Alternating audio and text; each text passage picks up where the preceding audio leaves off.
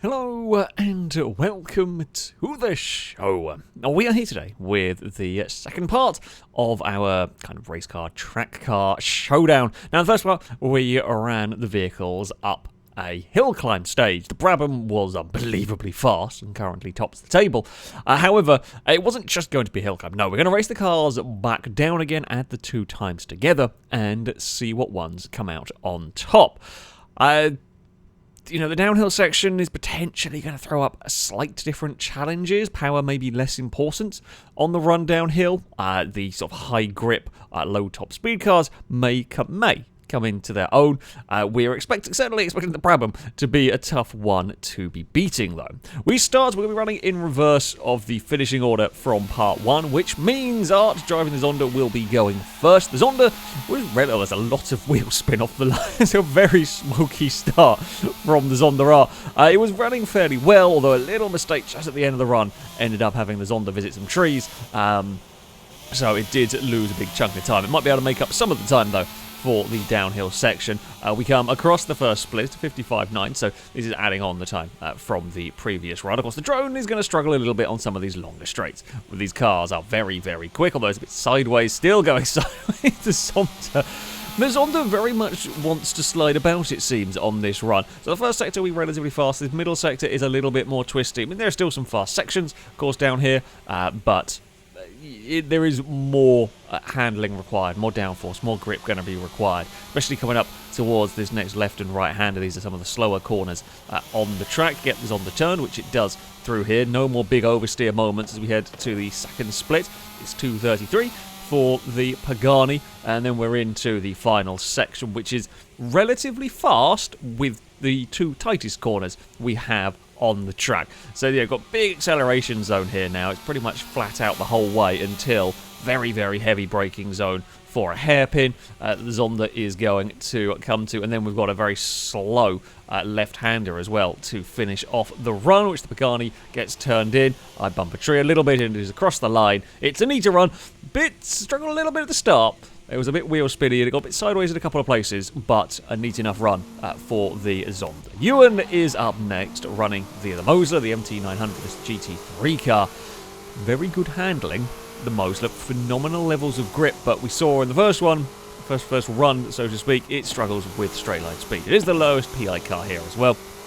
It was likely to be a little bit of a difficult one. It's heading up towards the first split now, and is very close, actually. Now, it was slightly ahead of the Zonda before starting this, but it actually kept quite good pace. I think the Mosler much better off the line. We saw it didn't waste too much time spinning the wheels, and it has been composed. Now, this middle section, it shouldn't be too bad. It is more about grip down here, but when you're a fair bit down on power and a fair bit down on straight line speed, this section, where it is almost flat out the whole way, potentially where the Mosler is going to be losing. Actual acceleration, for example, out of these corners is where the Mosler might struggle, but you can see it's fairly neat and tidy. A little bit of understeer through there, but gets it pulled back for the next corner. Across the line, it's remained very close, actually, to the Zonda in all of this. We've only got a few more corners to go for the Mosler. It gets turned through this. It's kind of almost like a quad apex corner, maybe? It's all sorts of changing radius as you go through that from this direction. A little bit across the dirt from the Mosler. Didn't get bounced into the air or anything. We've got a big braking zone coming up, and the Mosler's gone very, very deep.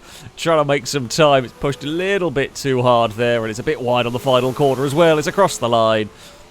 I mean, it's not a terrible time. I think it was going to be a lot closer than that to the Zonda until that final section, just a bit too late on the brakes. Trying to make the most of the Mosler's grip, and yeah, just dove too deep under brakes for that corner. It's very easily done there. It's a very high-speed section, suddenly into a heavy braking zone, which means the Zonda will move up a position. It will take the lead of this. It's unlikely to stay there, however. We have got the 599XX Evo running next, being driven by Speed Beast. We see, I mean, this is, I think, the heaviest car that we have going. And I know there's a bit of an odd thing to say when we've got full-on you know, race cars, track-only cars going. But, yeah, it is one of the heavier vehicles. It's probably got some of the lesser downforce. And again, we're talking relative terms here. Lesser downforce than some of the other cars that we have seen running through here. As you head up towards the first split, it's going to be up. It was faster on the way up. So it's got a 4-second advantage nearly over that Zonda. But we are expecting it to struggle a little bit through the corners. It was understeer followed by a lot of oversteer, well, almost a lot of oversteer from the Ferrari. Not quite going to help the lap time through there, although it didn't end up in too much trouble. We'll have just lost some momentum for the exit. This is the section where we are expecting the 599XX to be struggling. You can see it's just a little bit more cumbersome through some of these corners. It's a little bit wide again. We saw the Mosler out a smidge wide through there. We're heading towards the second split now. It is losing ground to that Zonda. It's lost a second and a bit through that, but it's still got over 2.5 seconds to play with for the 599. It is through our next corner, neat and tidy this time around. We've got to get the braking right though. Huge braking zone coming up for the Ferrari. I've already seen one car have some issues. The Ferrari gets it stopped, and it is turned neatly enough. Sticks it across for the final corner. Lots of understeer, then lots of oversteer as it ends up on the grass. It's across the line. It loses about another second to the Zonda in the final section, but it is still going to remain fastest. It's still going to remain ahead of the Zonda. Didn't quite lose too much time. Yeah. The Ferrari will take the lead for the moment. It is definitely not the easiest of cars to drive down there. We saw some real struggles in that final sector. Yeah, it just does not quite have the grip of some of the other vehicles. Up next, we stick with Ferrari. Danger Man has got the F50 GT. I mean, I think all kind of a bit surprised to see the F50 struggling in some ways. It is very powerful and very light. Power to weight ratio on this car is fantastic. It's not quite up there with the Ultima, but it's not far away. It is the lightest car here, I think. It's even slightly lighter than the Ultima, but it is not easy to drive, and that is the Ferrari's downside here, as it just doesn't quite have the grip. Again, a bit like with the 599, it's just lacking, I think, a bit of aero, perhaps, compared to some of the other cars. It's up through the first split. I mean, we were kind of expecting that one to be the case. It's perhaps like, it doesn't look crazy dramatic. It doesn't look crazy difficult to drive. The drone does struggle in places around here, just with the very high-speed nature of this circuit, and the fact that these cars are unbelievably quick as we head towards this twisty section. Will the Ferrari be wide? No, it is neat and tidy through all of this. We're heading towards the second split. What is the difference? It is going quickly. It is going quickly. It is gaining time on that 599 within almost 3 seconds down the road. Just got to get it all the way around this corner, and then we've got one heavy braking zone to go. And again, neat and tidy, doesn't end up on the dirt, doesn't end up sliding, can put the power down. Will the Ferrari be able to get it stopped into this next corner? It does. It is a little bit wide on the exit, though, and it slides about, and it's sliding through the final corner. It's a bit too wide. It avoids the tree, and it's across the line. Oh, and it made it just. Only just. It loses a bit of time on that final sector, but the F50 will go to the top of the table. The mistake was into the heavy braking section. Then it ended up a little bit wide and has tried to pull it back on the circuit. It was all out of position for the final corner, and once these cars end up on the grass, you are having a bad time. They are slick tired and a lot of power rear-wheel drive. You're going to end up in trouble. So a spectacular finish for the F50. Dak Rusky is up next with the Apollo IE. This is another grip monster. Huge amounts of grip in the Apollo. It is not the fastest in a straight line, though. So it's... I mean, we've seen when I've run it before in a previous showdown, it was the fastest of the hypercars that ran around this circuit. Though against this competition, it is tougher. It goes quickest through the first split, which is good for the Apollo. It's up on that F50. We know the F50 had a big trouble later on in the run, but this is some serious competition for the Apollo, and it runs a little bit wide on the exit there. But no huge slides for this. The mid-sector is where it is likely to be strong. It'll carry great speed through these corners, and it's got to make up the time, although it has been pushed very hard. That so nearly fell off the mountain. It bounced, it got airborne. That was, yeah, really going for it. As I said, you've got to make up time in the corners with this car. It's the only way you'll make speed, and it has lost time to the F50. Perhaps not a big surprise with wheels on the dirt. As I said, would say with the F50, you put a wheel on the dirt here, these cars are going to have so much trouble because they're on slick tyres. They've got rear-wheel drive. They've got 700 plus horsepower. They don't like being on the dirt, and that was very, very nearly a massive accident. But kept it all together. Just a couple more corners to go. It should be fast through here. It should have the grip to get through this corners, and it is. It is neat and tidy up towards the final corner. A bit wide again for the Apollo, and it struggled to put the power down. It crosses the line, and it does beat the F50. But it's only just in the end. Yeah, it was another running wide moment. That final corner is deceptively challenging, I think it is safe to say. Wasn't quite as big a scares with the Apollo as there was with the F50, but it also had its own trouble. It also had its own slight issues trying to make up time, so there we go. But it does go fastest of all. Up next, we go back to Ferrari again. Liam is driving the FXX. I mean, we've had a couple of cars in trying to go, trying to go as quick as possible. You know, you get sort of one shot at this, and little mistakes have crept in for the F50 and for the Apollo. If the FXX can have a clean run, I mean, the first round, things were really, really close with the times. So little mistakes are going to be costly. It's across the first split, and we are 0.4 of a second up with the FXX. So a good start for the Ferrari. And again, we're not seeing too much wheel spin off the line. The cars are being neat and getting launched well, and this does, I mean, it doesn't have a crazy massive wing. I don't know how it generates downforce. It certainly won't have as much downforce as some of the cars that go through here, but it's still being well behaved. It's still being well behaved. A smidge wide. This is where we saw the Apollo run into so much trouble. It's neater for the FXX, which is what matters. And again, we are nice into this next section. Hits the apex, is carrying as much speed as it can. It doesn't let go, and it's not actually gained that much time, surprisingly, over the Apollo. Considering the Apollo had a wheel on the dirt and was all crossed up, the FXX is still only half a second up. That does kind of surprise me. It's turning a little bit too soon as well through there, slightly across the dirt, and had to sort of change mind halfway through. It will be quick on the run down towards this next corner. It brakes late and gets the turning point. Lovely. I say that actually a little bit wide as well, and a bit of a slide from the FXX, but it is neater through the final turn than we have seen. It's across the line, and it will go fastest. 1.4 seconds quicker than that Apollo. It was in many ways an undramatic run for the FXX, but that was needed. It's always useful to do that. It does go fastest, not by as much as I thought it was going, considering the Apollo had a couple of scary moments around there, and the FXX was very, very clean through that run. It's not quite as big a margin as you might have expected to see, but there we go. The FXX is to the top of the table, and it's just pushed that benchmark out a little bit further for the cars to follow.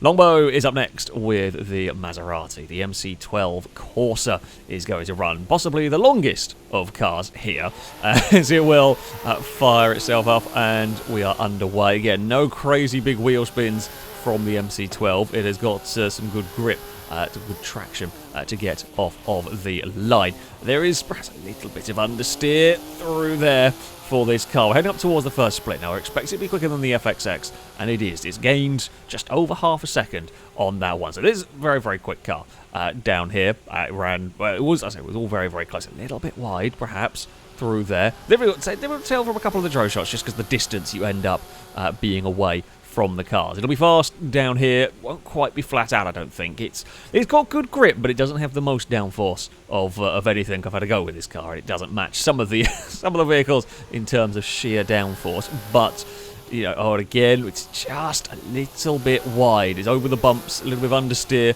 Brave throwing it too far to the left there. You end up on the dirt. It's still gaining time though on that FXX, which is good for the Maserati. It wants to get, you want to set as good a run as you can, make it as difficult for the cars that are following. Again, a little hesitant on the turn in through there. Went to turn a little bit too soon. Nothing major. Again, it's much like the FXX. It's a nice, sensible run, although that was a little bit wide down there. Slightly out of position for the final corner. However, it is stopped neatly. Keeps the car to the right-hand side of the road, and it's nicely around the final corner. It takes out the fence along the way, but that's fine. It will go fastest. It's a second quicker than that FXX. Again, another undramatic run, but that's good for these sorts of cars. Often, with race cars like these, undramatic is the way to go. You will make lap speed doing that one. So the MC12 goes to the top of the table. Just extends that margin a little bit more. If anything, actually get a little bit more spread out at the top than perhaps I was expecting. It's anything we saw from the first round. It's only a couple of seconds separated a lot of cars in the first round, but that started to just extend a little bit. We have the Aston Martin Vulcan up next. One of the surprises, actually, from the first round in some ways. Relatively, and we're saying relatively low PI here for this kind of competition. They're all very high PI. They're all very, very fast cars at the end of the day. But, yeah, Vulcan had a very strong showing in the first round. We'll see what it can do in this second round as we run through the first split, and it is down. So it hasn't quite got as good a launch as we saw from the likes of the MC12. In fact, that's even, I think, slower than the FXX, which actually is a bit of a surprise for me. Their times were all very similar to start with, though. We're only talking a few tenths, I think, between a lot of those. Through the mid-sector, the Vulcan, I don't actually know what we're likely to see from this one. It is quite powerful. It runs a little bit wide. I think there's maybe more of a straight line speed than outright grip car, but we will have to wait and see. It's neat and tidy, though, through this left then right as we head towards the second split, and it has made up some time. It's only slightly, we're only talking a quarter of a second now ahead, but it has definitely gained some time as we run into the final sector. It's lovely through that corner for the Vulcan. It's just got 2 turns to go. We've got the big braking zone. Well, okay, 2 turns. You've got flat all the way down here. Big stop for the Vulcan, and it will get turned quite nicely through there. Big slide from the Aston Martin, though, as the power tries to go down. Still struggling for grip. It's sideways across the line. It's made some time up, though. Jeez, I don't quite know how it did that. A 254 from the Vulcan will put it to the top of the table, despite what I would say was a relatively scruffy final couple of corners. It was very sideways as the power tried to get put down. It goes fastest. I mean, it made some time up over the course. It did not have a great first sector at all on that one, but was much faster later on in the run. I mean, it made up 0.3 of a second in that final sector alone. So that's some speed. That is some speed from the Vulcan, and it continues to impress. Gliska is up next with the Ultima Evo. It's a monster of a car in a straight line, this thing. It is unbelievably fast, and by far and away the quickest accelerating of all the cars we have here. The drone really, really can't keep up with this one, but there is a downside, of course. It doesn't really handle very well. It handles well enough, but it's certainly up there with the race cars. First split, and it is going quicker than the Vulcan. No big surprise there. We know it's a monster in a straight line, and the Vulcan really struggled through that first sector. Now, the Ultima, you can see it's struggling. It either wants to oversteer or understeer.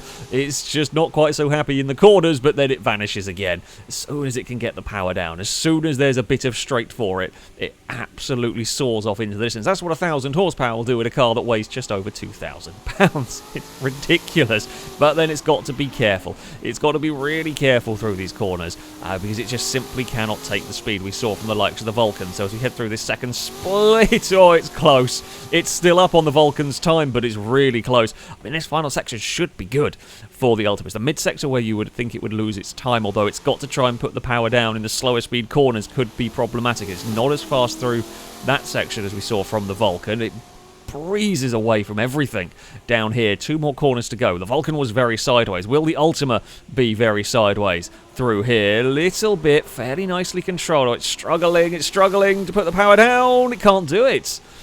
It can't do it. In fact, it's crashed off the finish line as well. It's got into the river. There's a problem. It is the cheapest car here, I should think. That surprises me. It beats the Maserati only just. Gee, that's so close.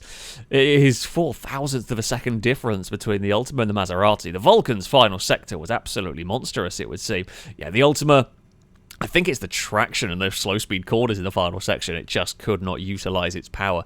As much as there was a long straight, it just couldn't put the power down as nicely.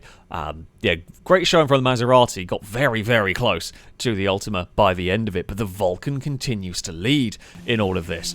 Another one of the big surprises in this, the Koenigsegg CCGT, driven by Ollie here. It was up in 3rd place after the first run. Will it be able to maintain this 3rd place? It's one of the less powerful cars here, only just a bit over 600 horsepower. And again, I know that's a lot of power, but in this field, that is relatively far down on power, but proved to be very quick on the run up the hill. What are we looking at through the first split? It is a second up on the Vulcan. That's what I've got to do, comparing it to the fastest time. Although it did have a decent chunk of a lead going into... that's a decent chunk. It did have about a second over the Vulcan going into this, so not much change. And we know that Aston Martin was not great through the first section, so the Koenigsegg has got to be quick through here. It is good to drive. It can obviously carry a large amount of quarter speed through here. Does not end up wide like we saw from the Apollo. It bumps the barrier, but we've seen a couple of cars. I think the Vulcan hit that barrier as well on the exit. It is very nice through this left and right corner. You want to carry as much momentum as you can. It's lost time to the Aston Martin. We saw a very similar thing with the Ultima's run. Is the Koenigsegg going to be in trouble? It needs to be quick through this final. I think it was this corner here where the Vulcan made up a lot of time, and it looks similarly good for the Koenigsegg. That is what Ollie would have wanted. They've got 2 quarters to go. Don't get the car sideways in the power zones, in the traction zones here. The Koenigsegg is stopped and turned nicely through there. No running wide. It is sideways, not as sideways as we have seen. And still sideways is across the line. It will go fastest, but only just again. It will take the top spot away from the Vulcan. I'll tell you what, that Aston Martin's, the second half of that run down the hill for the Aston Martin must have been insanely fast, because it's got seriously close to the CCGT. And if the Vulcan hadn't been all crossed up and sideways, it might have even beat that Koenigsegg, because it had a better run, it had a cleaner run through that final sector, but it still was struggling with traction at the end of the day. But the Koenigsegg will... the worst the Koenigsegg will get is 3rd at the end of all of this. Blakey is up next with the Ferrari, the FXXK. I do apologise, I called it the Evo in the previous one. It is just a normal FXXK. There's so many special Ferraris. Sat in 2nd place on the run up the hill. The closest contender to the Brabham. We will see if it can do anything to catch up down the hill. We're going to go through the first split. It is up on that Koenigsegg. Again, it had a decent size lead. I think it was about 7/10 second lead over the Koenigsegg from the first run. So no huge change going through that first split. Now the Ferrari is going to be pretty good through here. It is the highest PI car that we have as well in this one. Not crazy higher, but yeah, relatively high PI. It has a little bit of a bump on the tree. For me, are we going to clip the railing? Nope, it is all very neat and tidy. For the FXX, it's maybe a little tight on the way in here, but it can carry a lot of corner speed through this section. The back end stays in check. We are through the second split, and it is going faster than the Koenigsegg. It's gained a little bit of time. Not much, though, actually. Through that second split, we're only talking about a 10th quicker than the CCGT, which shows how quick that Koenigsegg is. No one was expecting it to be quite that bloody fast down here. The Ferrari will be quick on this straight. We've got 1,000 horsepower in this one. So it's a monster down here. Will it be able to use that power, though, out of the final corner? Yes, it will. It's actually very neat and composed. Little smidge wide. Oh, and it's not by as much as I was expecting. The Ferrari is across the line, but it is a lot closer. It is a lot closer than I was expecting there. It almost lost it. It was not as good through the final sector. Maybe it was a little more cautious in a couple of places. The Ferrari does go to the top, but we're talking only a little bit over 1/10 of a second between the FXX and that CCGT. And it's not far, actually, between the Ferrari and the Aston Martin. That Vulcan's run down the hill was astonishing to be that fast. And again, the entire field, even down to 5th, 6th place, not covered by a huge amount of time. Finally, we have got the Brabham. It led on the run up the hill, and it was quite a decent size lead for the Brabham. It is unbelievably grippy in the corners, and that is where this car makes up the time. It's not as fast as the Ultima in a straight line. The Evo will be quicker than just about everything when it comes to pure straight line speed, but the speed you can take through the turns in this car is absolutely ridiculous. We are 2 seconds up through the first split, but a lot of that is what we saw from the first run. the first run difference. So it's not a huge gain through that first section, not particularly surprising. It's this sector where the Brabham is going to be strong. It is flat pretty much the whole way through here, a little bit of a lift through this section. You get on the brakes, of course, you're not going to be flat through this corner, but carry a lot of speed. Don't run wide, does not end up on the dirt, doesn't hit the barrier. And again, through here, another section where it's the speed the Brabham can take. Not too much for the first part, so you can set it up for the second part through here, and it's gains time. It's 3.6 seconds up on the field at the moment. That is a monster middle sector. Got to carry it into this final section. It is lovely through this seemingly never-ending left-hander. Could be maybe a little bit more speed on the exit, flat out, all the way to the heavy braking zone for the Brabham. And then the trick is don't get it sliding through here. Get the car turned in nicely. It doesn't step out of line. Don't end up in trouble around the final corner. It runs just a smidge towards the fence, and that is a stupidly quick final sector. 5 seconds up on the field. It's a 2:48.48 for the Brabham. It's just so stupidly fast, is the BT62. It will go to the top of the table, and it will take a very, very convincing victory in this one. In fact, the Brabham is so far ahead of the FXX. It's about the same much amount ahead of the FXX as is the gap between, 2nd and 9th in this one. The BT62 is insane. The corner speed that car can take in some of those is... Again, we're comparing it to race cars here, and the Brabham has got unbelievable levels of grip. The rest of the battles, though, were very, very close. The FXXK holds on to second by just over 1/10 of a second. As I said, the Aston Martin Vulcan did well in 4th. The Ultima is a ridiculous acceleration machine, doesn't quite have the grip, but still makes the most. Let's not forget, the Ultima is essentially a kit car here, and it beats an MC12 Corsa. But still, a good run from the Maserati to gain some time in that downhill run. The FXX sits in 7th, also not too far away. The Apollo struggles a little bit with power in 8th, but still, again, still fast cars. The F50 GT was a little bit difficult to drive, ends up in 9th ahead of the 599XX. The Zonda was a bit unfortunate, mistake in the first run, gained some time in the second run, but it was probably never quite going to be challenging the top cars, and the Mosler is just too far down on power at the end of the day. Fun to drive, but a bit down on power, and there we go. That Brabham is insane. The Brabham is truly an absolutely ridiculously good car. I'd like to think I drove it fairly well. I will say, in the process of making this video, I did drive various other cars up the mountain, either testing and or taking thumbnails and all of that kind of thing, and nothing even remotely drives as well as the Brabham. It really... You know, there are good grippy cars, but nothing is even remotely close to the amount of corner speed that you can take in the Brabham and the confidence you have to take that corner speed when you've only got sort of one run to do some of this with. You get a few practices, of course, but that run, the confidence you get from the Brabham and the way it can take corner speed is just ridiculous. It is such a wonderfully good car to drive. It is. I'm not surprised it won. I am a little bit surprised by the margin of victory. But I'm not surprised that it won at all. It is phenomenally good. Some great showers, though. It was a great tournament to do. It was a great tournament. Surprise, perhaps the Vulcan and the Koenigsegg are two of the biggest surprises in this one. Both ran very, very well in this course. Surprised the F50. Very good power-to-weight ratio, the F50 GT, but it's the handling. It's just not very cooperative, basically, in all of this. It is the oldest car here. Probably has the least downforce going on. So it does kind of make sense, but yeah. There we go. That is going to be it for this video. I hope you have enjoyed this one.